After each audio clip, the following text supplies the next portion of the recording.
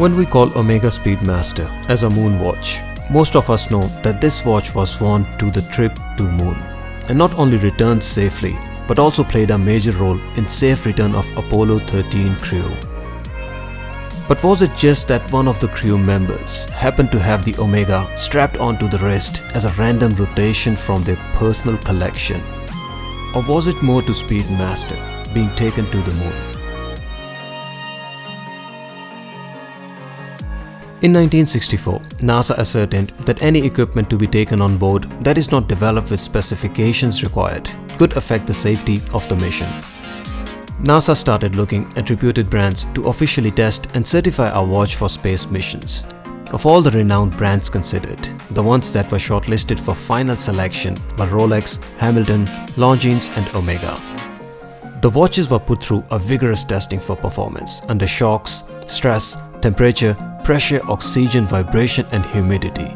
The watch that survived the extensive performance testing was Omega Speedmaster, which was then certified as an operational instrument and a watch for space flights and missions. In 1969, the first moon landing realized and marked the Speedmaster as the first watch worn on the moon. If you ever wondered why the Speedmaster Professional is not automatic, the shortest and clearest answer to that is because the original Moonwatch wasn't either. There is no gravity in the space, and without gravity, the rotor will not wind the movement, and the watch will eventually stop.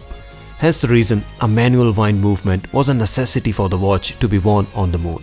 The reference in this video stays true to its attributes to be a moon watch and comes with manual winding movement too. The watch comes in 42mm case size to house a beautifully black dial and white painted index hour markers and dial hands.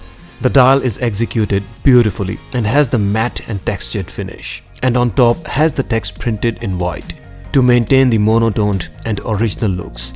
The quality of printing for text is top notch, and even under close macro you'd be pushed to find any smudge in the printing.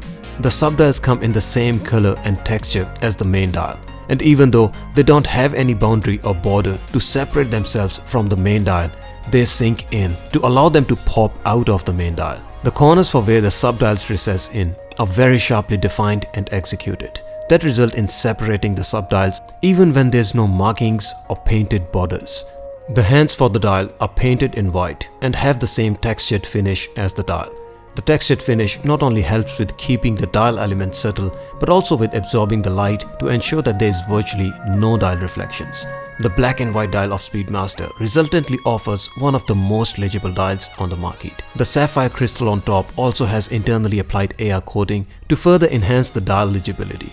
The watch comes with beautifully brushed and machined finishing. And I particularly love how sharply the surface transitions from machined finish easily to brushed, as if there was a physical line marked to distinguish them. With the iconic Moonwatch looks, this reference is one of the, if not the most classic modern Speedmaster variants. This reference is also called Sapphire Sandwich, essentially due to the fact that the watch has sapphire crystal on both sides, that is, at the dial side and the case back. And that's where, upon turning the watch upside down, you have some serious level of craftsmanship and high level of watchmaking at its best.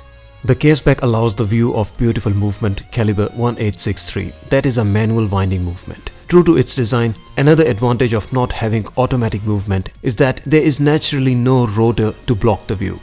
And from how stunning this view is, you'd honestly not want to have one. Caliber 1863, which is a higher level of finish version of Caliber 1861, and the level of craftsmanship here really deserves some up-close shots to show how much in detail have Omega gone into to showcase their experience and dedication in horology. The finish and attention to detail here exceeds the expectations and is the most refined to be seen in any watch at this price point, and that's not even arguable.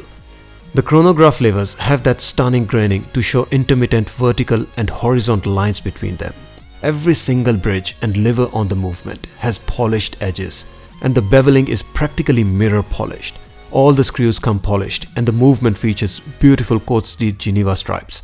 It is extremely rare for a movement in a watch at this price point to be so beautiful that it almost looks like it's a hand-decorated movement.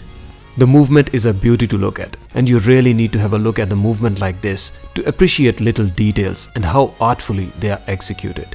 Looking through such case specs tells how the mechanical watches showcase the highest level of engineering combined with the art. The movement beats at 21,600 vibrations per hour to offer 48 hours of power reserve when fully wound. On the wrist, the watch has a decent amount of wrist presence. The 42mm case size means that it's not a small watch, but its lug-to-lug at 48mm means that it actually weighs smaller than Rolex Submariner with Maxi case, which has about 49mm lug-to-lug. Case thickness is 14mm, so the watch does have a bit of heft and presence to offer on the wrist. On my 6.5 inches wrist, the watch wears well and tapers down to follow the wrist profile. The watch comes with 20mm wide bracelet that works well to keep the overall watch look balanced and has double deployant clasp. The clasp does not have any extension links or quick bracelet length adjustment system on the go. The watch won on the moon, Omega Speedmaster, practically has no competition in the market when we consider historic achievements like safe moon landings and space missions.